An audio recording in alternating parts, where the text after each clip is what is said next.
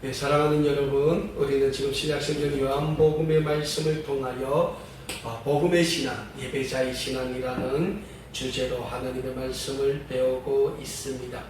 오늘은 특별히 우리가 받은 본문 말씀인 요한복음 8장 1절에서 11절의 말씀으로 누가 누구의 죄를 정죄할 수 있습니까? 라는 제목으로 하나님이 주시는 말씀의 은혜를 함께 나누기를 소원합니다.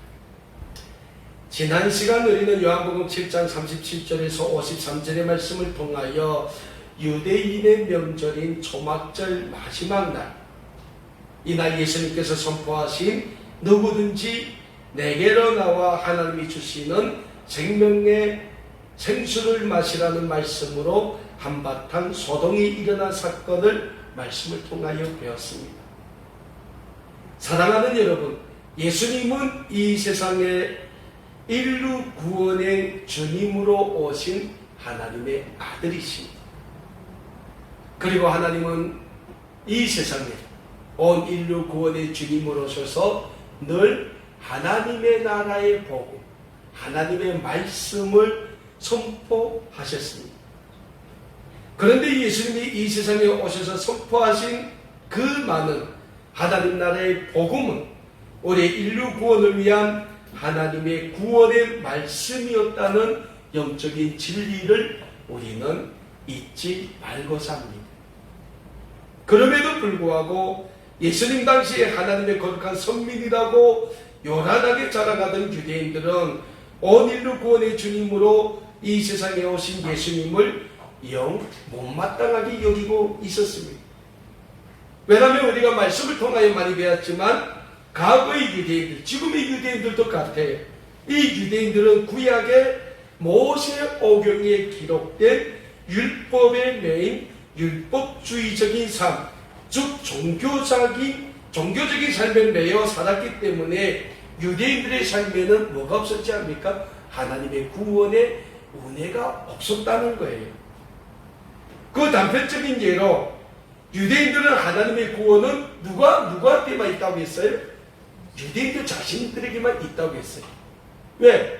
하나님이 유대인들을 하나님의 선민으로 하나님이 불러주셨기 때문에 하나님의 구원은 유대인에게만 있다고 했어요. 그 외 모든 민족에게는 하나님의 구원이 없다고 유대인들은 말하고 있어요. 그런데 예수님이 이 땅에 오셔서 하나님 나라의 구원의 말씀을 선포하셨는데 예수님은 하나님의 구원은 누구에게 있다고 했어요? 유대인뿐만 아니라 하나님 앞에 범죄한 모든 인류에게는 다 동일하게 하나님의 구원의 은혜가 있다고 예수님은 말씀을 하셨어요. 그러니까 유대인들은 아니 하나님의 구원은 유대인에게만 있는데 저 예수라는 사람은 왜 하나님의 구원은 유대인에게만 아닌 모든 인류에게 다 있다고 하냐, 이거 자체가 마음에 안 든다는 거예요. 그래서 유대인들은 예수님을 못마땅하게 여겼고 예수님의 말씀에서 또 예수님이 수많은 기적을 행하셨지 않습니까? 병든 자를 고치셨고 병든 자에게서 귀신 들린 자에게서 귀신을 쫓아내셨고 죽은 자를 살리시는 그 예수님의 치유의 사역, 회복의 사역, 구원의 사역에서 꼬투리를 잡으려고 온갖 수단과 방법을 가리지 않았다는 거예요. 근데 여러분, 이 유대인들이 그렇게 예수님한테서 꼬투리를 잡으려는데 이게 도저히 뜻대로 안 되는 거예요. 왜? 예수님이 말씀을 선포하는 데 가서 그에게 모세의 오경이 기록된 율법을 통해서 예수님을 말씀으로서 꼬투리를 잡으자 했는데 예수님이 그 말씀은 자신들보다 구약의 모세 오경이 기록된 율법을 더 잘 아는 거예요. 그리고 예수님은 그 구약에 그 기록된 그 율법을 하나님이 인류에게 주시는 구원의 은혜, 구원의 말씀으로 풀어버리는 거예요. 자, 예를 들면 모세오경이 몇 가지가 613가지가 돼요. 근데 예수님이 그걸 몇 가지를 딱 풀었어요? 2가지. 뭡니까? 첫 번째, 온 마음과 뜻과 정성을 다하여 주 너희 하나님을 사랑하라 하셨으니 이게 뭡니까? 크고 첫째 되는 계명이요. 두 번째가 뭡니까? 내 이웃을 내 몸과 같이 사랑하라 하셨으니 이것이 온 율법과 자 보십시오. 거기에 예수님이 뭐라 붙였습니까? 이것이 온 율법. 그러니까 율법을 다 합한 거예요. 온 율법과 선지자의 강령이 뭡니까? 구약의 선지자들이 선포한 그 모든 말씀을 다 하나로 털어서 이 두 가지 말씀으로 해석을 해버린 거예요. 근데 유대인들이 가만 들어보니까 그 말이 맞는 거예요. 그러니까 거기에 유대인들은 뭡니까? 직설이 대꾸도 못하는 거예요. 이렇게 지금 유대인들은 지금 예수님의 그 말씀과 그 사역에서 꼬투리 잡으라고 종종궁궁하고 있는 그 찰나에 오늘 본문 말씀에 기록된 한 사건이 일어나게 됩니다. 우리가 잘 알고 있는 사건이에요. 자, 오늘 본문 말씀 요한복음 8장의 말씀을 보면 시작이 어떻게 돼? 1절이 어떻게 시작됩니까? 예수님이 감람산으로 가셨다라고 시작됩니다. 자, 우리가 잘 알고 있지만 예수님이 이 세상에 온 인류의 구원의 주님으로 오셔서 낮에는 하나님 나라의 말씀을 선포하시고 병든 자를 고쳐주시고 귀신 들린 자에게서 귀신을 쫓아내시고 죽은 자를 살리시고 그 모든 사역이 무슨 사역입니까? 회복의 사역이에요. 구원의 사역이에요. 그 사역을 하시고 저녁에는 예수님이 어디 가셨어요? 산에 가셨어요. 그러면 산에 가서 뭐 하셨어요? 예수님은 날이 밝도록 밤이 새도록 기도하셨어요. 그래서 오늘 본문 말씀인 요한복음 8장 1절에서도 예수님이 감람산에 가셨다는 것은 하루 사역을 마치신 예수님이 하나님께 기도하기 위하여 산으로 가셨다는 거예요. 오늘 본문에 나오는 감람산은 예루살렘 가까이에 있었어요. 그래서 예수님께서 늘 예루살렘에 들어가셔서 하나님의 그 공생의 사역을 하시고는 밤에 어디 가셨어요? 이 감람산에 가셨어요. 그리고 기도하셨어요. 자, 기도하시고 2절에 보면 다음날에 예수님께서 아침에 예루살렘 성전으로 들어오셔서 뭘 하셨습니까? 처음 하신 사역이 하나님의 말씀을 가르치는 사역을 하셨다 라고 2절에서 기록하고 있어요. 오늘 본문 말씀 2절입니다. 아침에 다시 성전으로 들어오시니 백성이 다 나오는지라 앉으사 그들을 가르치시니. 그러니까 예수님의 사역의 첫 일정은 뭡니까? 하나님의 말씀을 선포하는 거예요.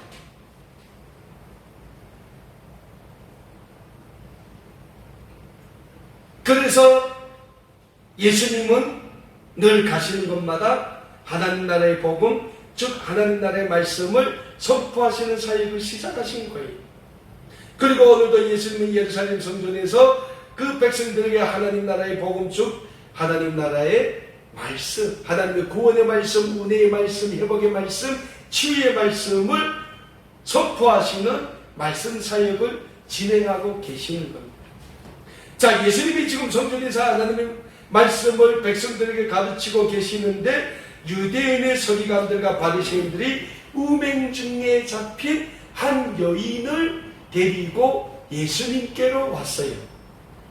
오늘 본문에서 3절의 말씀을 보면 유대인의 서기관과 바리새인이 나옵니다. 오늘 본문 말씀 3절입니다. 서기관들과 바리새인들이 음행 중에 잡힌 여자를 끌고 와서 가운데 세우고, 그러니까 가운데 세웠다는 게 뭡니까? 이 유대인의 서기관과 바리새인들이 음행 뭐 했다는 거 알죠? 그 여인을 현장에서 잡아서 데리고 와서 예수님과 그 백성들이 이렇게 둘러앉아서 예수님이 말씀하시는 그 가운데 그 여인을 세웠다는 거예요.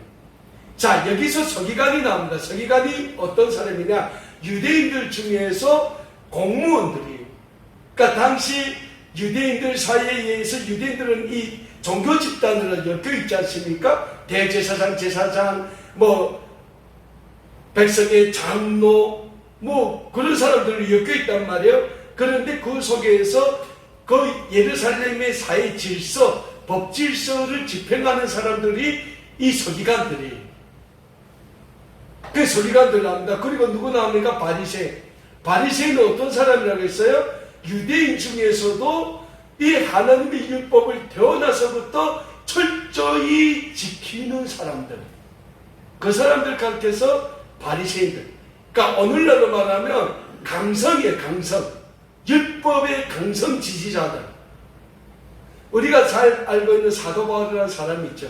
사도 바울도 태어나서부터 예수님 믿긴 전까지는 유대인 중에 누굽니까? 이 바리새인이었어요.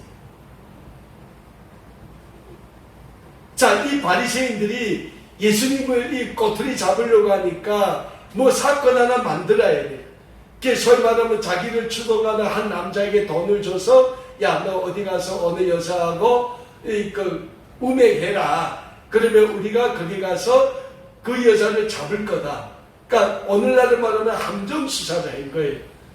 판때기 깔아놓고 이 바리새인들은 자기는 못 잡잖아요. 그래서 서기관들을 데리고 가서 그 현장에서 그 여인을 잡을 수 있는 건 서기관들밖에 없어요. 그 잡아서 예수님께 데려온 거예요. 그리고 바리새인들이 예수님께 질문합니다. 오늘 본문 말씀 요한복음 8장 4절과 5절 말씀입니다. 예수께 말하되 선생이요 이 여자가 간음하다가 현장에서 잡혔나이다. 모세는 율법에 이러한 여자를 돌로 치라 명하였거니와 선생은 어떻게 말하겠나이까? 아니 여러분 얼마나 재밌습니까? 아니 모세 그 율법을 철저하게 지키는 바리새인들인데 그러면 모세 율법에 이런 여자는 돌로 치라고 해서 뭐 자기네가 돌로 죽이면 되지. 그 여자를 왜 예수님한테 데려와가지고 뭡니까? 모세는 돌로 치라고 했는데 뭡니까? 선생님은 뭐라고 말하겠습니까? 그러니까 예수님이 어떻게 대응하는지 굉장히 궁금한 거예요. 잘못만 대응하면 꼬투리를 잡는 거죠.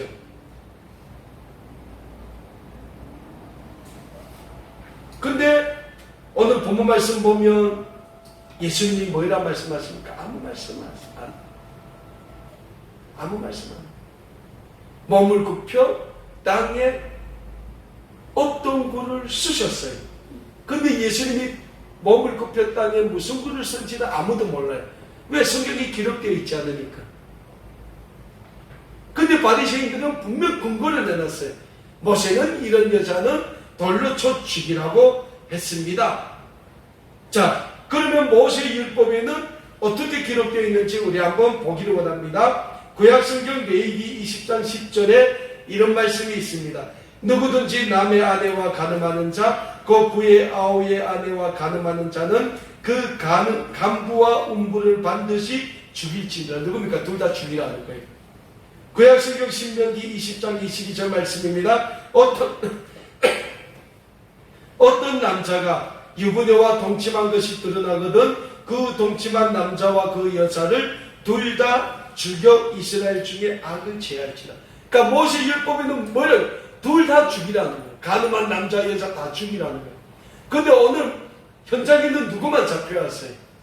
간음하다 현장에서 잡힌 여자만 잡혀고 아니 남자도 같이 잡아야 되잖아요. 그러니까 여기서 우리가 추론할 수 있는 게 그 남자는 분명 바리새인들과 뭔가 관계가 있는 거예요. 그래서 바리새인들이 그 남자는 살려두고 그 여자만 잡아온 거예요. 굉장히 야비하죠. 그리고 예수님께 뭐라 합니까? 모세는 돌로 쳐 죽이라고 했는데 선생님은 어떻게 하겠습니까? 떠보는 거예요. 근데 예수님께서는 그러한 바리새인들의 이야기를 들으시고 아무 말도 하지 않으시고 몸을 굽혀 땅이 무엇인가 그를 쓰셨다라고 오늘 본문 말씀 6절과 8절에서는 말씀하고 있습니다. 오늘 6절 말씀입니다. 그들이 이렇게 말하면 고발할 조건을 얻고자 하여 예수를 시험함이라. 예수께서 몸을 굽히사 손가락으로 땅에 쓰시니. 그리고 8절 말씀에서 뭐라 말씀합니까? 다시 몸을 굽혀 손가락으로 땅에 쓰시니. 예수님이 두 번 몸을 굽혀 땅에 굴을 쓰셨어요. 자, 근데 놀라운 사실은 뭡니까? 예수님이 땅에 쓰신 굴을 보고 또 예수님이 7절에 말씀 한마디 하세요. 이 말씀을 듣고 그 자리에 있던 사람들, 그 우매가다 잡혀온 그 여인을 잡아온 유대인의 서기관들과 바리새인들, 그들을 추동하는 무리들, 그 모든 사람들이 아이로부터 시작해서 어른들까지 다 양심의 가책을 받고 그 자리를 떠났다는 거예요. 아무도 그 가늠하다 현장에서 잡힌 그 여인에게 돌을 던진 사람은 아무도 없어요. 그러면 그들이 양심의 가책받은 예수님의 말씀이 뭡니까?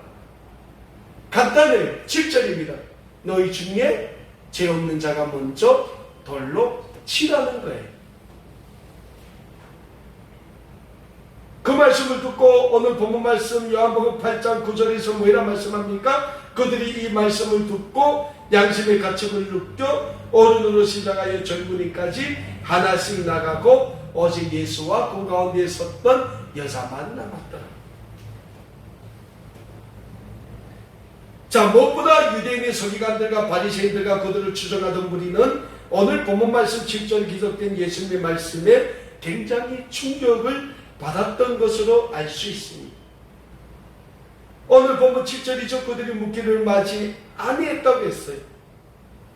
그리고 예수님은 땅에 글을 쓰시고 일어나서 그들을 가르쳐 뭐라 합니까? 너희 중에 죄 없는 자가 먼저 돌로 치라는 거예요.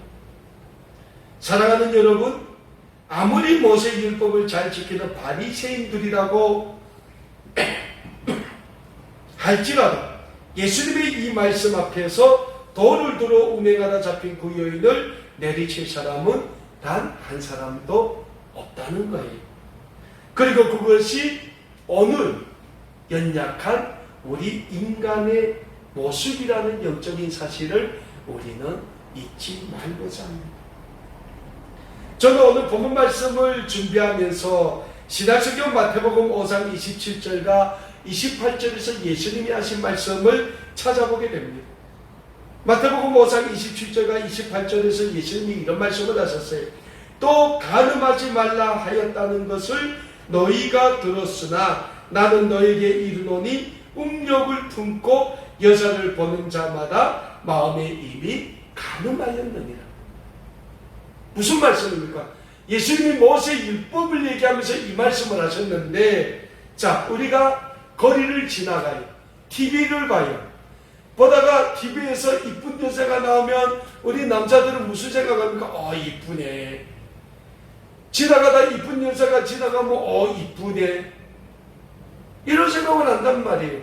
근데 예수님은 모세 율법을 들어 뭐랍니까? 너희가 그 이쁜 여자를 보고 이쁘네라는 생각을 한 순간 너희는 이미 죄를 범했다는 거예요. 하나님 앞에서. 그러면 이 세상에 죄인이 안 될 사람이 어디에 있습니까? 없어요. 여기는 밥 먹사부터 우리는 다 죄인이라는 거예요. 밥 먹사서 집에서 이쁜 여자 나오면 이쁘네 해요. 그럼 저도 죄인이잖아요. 율법에 의하면. 저도 죄인이란 말이에요.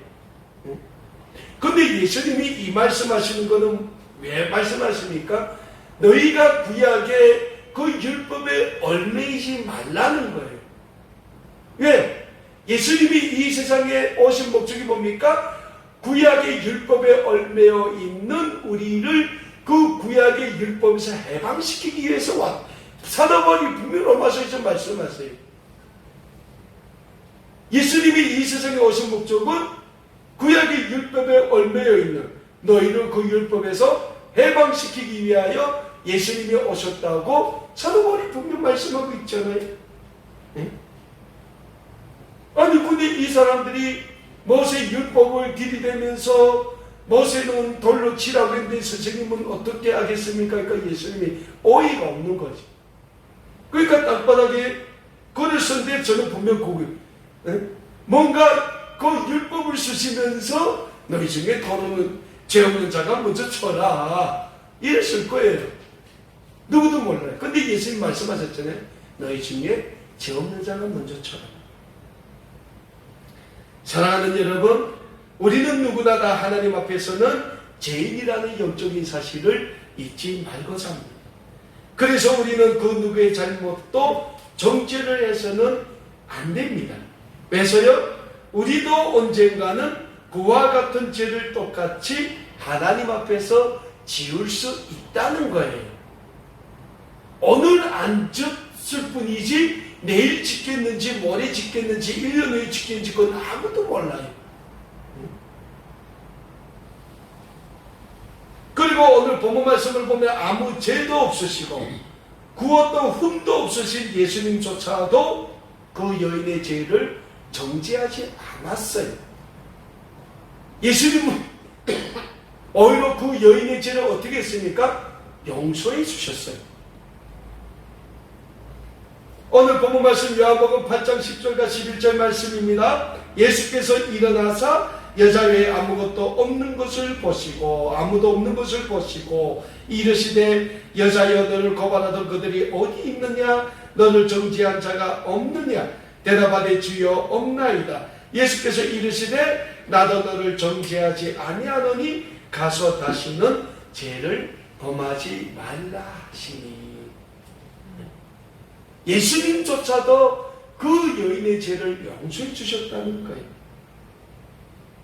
사랑하는 여러분, 오늘 우리는 이 요한복음 8장 1절에서 11절 말씀을 통하여 아주 중요한 한 가지 영적인 교훈을 얻을 수 있어요. 그 교훈이 뭡니까? 우리는 누구든지 하나님 앞에서는 죄인이라는 거예요. 죄인이 될 수 있다는 거예요. 그래서 우리는 그 누구의 잘못도 정죄해서는 안 된다는 거예요. 근데 요즘 우리가 살고 있는 이 세상을 보십시오. 죄가 차고 넘치는 건 둘째치고 서로가 서로의 죄를 정죄를 해요. 서로가 자기만이 의인이라고 해요.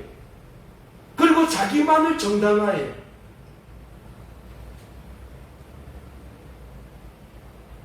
다 자기도 그럴 만한 사정이 있다는 거예요.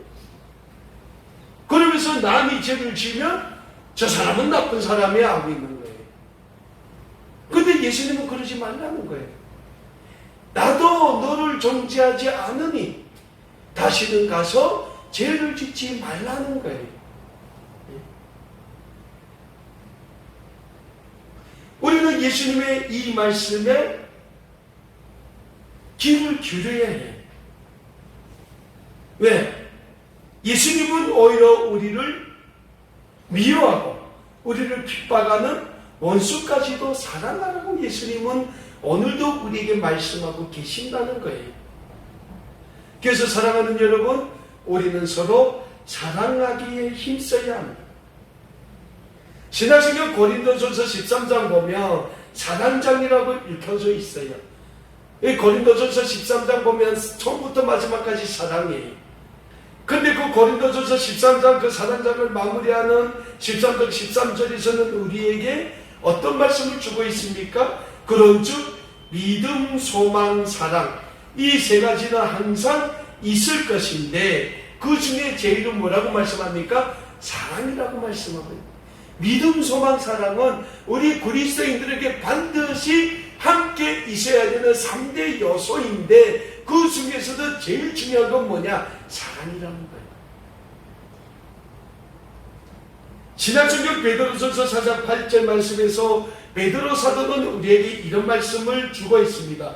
무엇보다 뜨겁게 서로 사랑할지니 사랑은 허다한 죄를 덮는다라고 베드로 사도는 베드로전서 4장 8절 말씀에서 우리에게 말씀하고 있습니다. 무슨 말씀입니까, 사랑하는 여러분?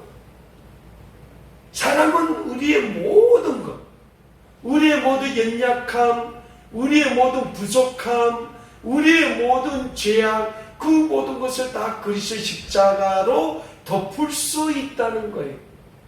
그리고 예수님이 우리 인류의 죄악을 위하여 예수님 자신이 십자가에 못 박혀 죽으시기까지 우리를 사랑하지 않았습니까? 그래서 우리는 예수 믿고 십자가 그 구속의 사랑을 우리가 생각하며 서로 사랑하게 힘써야 된다는 것. 서로 욕하지 말고 어떻게 사람이 다 마음에 들겠어요? 마음 드는 사람 한 명도 없어요, 이 세상에. 부모가 자식을 보면 자식이 항상 마음 듭니까? 아니에요. 자식도 마음에 안 들 때가 있단 말이에요. 그렇다고 부모가 그 자식을 욕합니까? 아니에요. 나는 부모기 때문에 그 자식이 내 마음에 안 들어도 그 자식을 사랑으로 품어 안는다는 거예요. 그게 부모라는 거예요. 근데 하나님이 예수님을 통하여 우리에게 그렇게 하라는 거예요. 왜? 하나님은 우리의 인류 구원에 인류의 죄악으로 인해서 하나밖에 없는 자기 독생자까지 십자가에 내어 주셨기 때문에 하나님이 우리를 사랑하는데, 그래서 온 인류가 오늘도 구원받기를 하나님이 간절히 원하는데 너네는 왜 서로를 정죄하며 싸우냐 이거예요. 사랑하라는 거예요. 사랑하면 그 사랑은 허다한 죄를 덮는다는 거예요.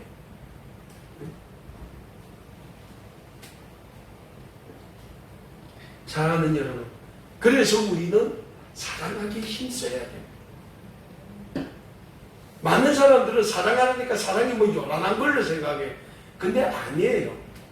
서로를 이해해 주는 것, 그것도 사랑이에요. 아, 너 그럴 수 있겠다. 남의 얘기를 들어주는 것, 그것도 사랑의 시작이에요. 출발점이에요. 아니 뭐 이 얘기 들을 게 뭐 있다. 맨날 똑같은 얘기하지. 아니랑 들어주는 것 자체가 사랑의 출발이라는 거예요. 그리고 상대를 이해해 주는 것, 상대를 위해서 기도하는 것, 이게 다 사랑의 그 범주 안에 들어가는 하나님이 말씀하시는 사랑이라는 거예요.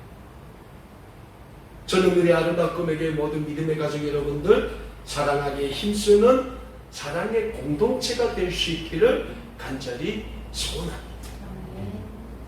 그럴 때 우리 아름다운 꿈의 교회를 통하여 하나님이 이루실 구원의 역사, 축복의 역사, 회복의 역사가 나타나고 이루어지게 된다는 영적인 진리를 잊지 마시고, 우리가 먼저 상대를 이해하고 상대를 용서하고 상대를 품어주고 상대를 사랑으로 함께 나아갈 수 있는 그러한 사랑의 동력자, 사랑의 형제 자매 다 될 수 있기를 간절히 소원합니다.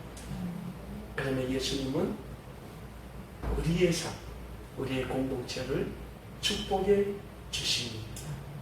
우리가 다음 주 이제 돌아오는 13일 주일날 온누리교회 성도님들 한 30명이 오는데 그분들이 왜 와요? 안 와도 돼요. 근데 그분들도 예수 그리스도의 그 사랑으로 아름다운 꿈의 교회를 섬기기 위하여. 근데 오는 게 그냥 오는 게 아니에요. 자기네가 와서 뭐 섬길 게 없습니까? 여기서 기도하면서 그분들이 전화와서 13일 날은 우리 거여동에 있는 탈북민들 좀 다 데리고 오라고. 전도 대잔치도 하자고. 자기네가 다 섬기겠다고. 이런 교회가 없어요. 뭐 월에 기도하면서 10만원, 20만원, 만에 하나에 30만원씩 후원해주는 교회는 있어도 이렇게 기도하면서 와서 정말 그리스도의 사랑으로 섬기며 먼저 사랑을 실천하겠다는 공동체는 없단 말이에요.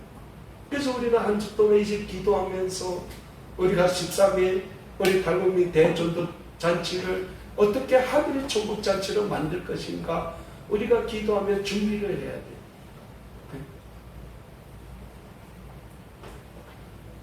모든 것은 우리의 마음에 있어요.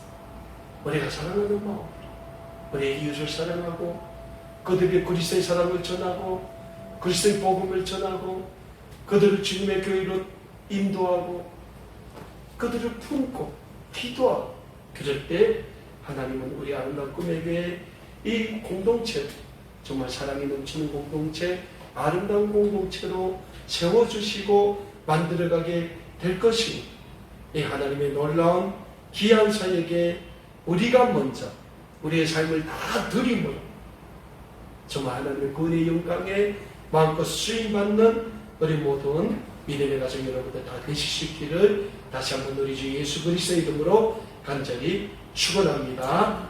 기도하겠습니다.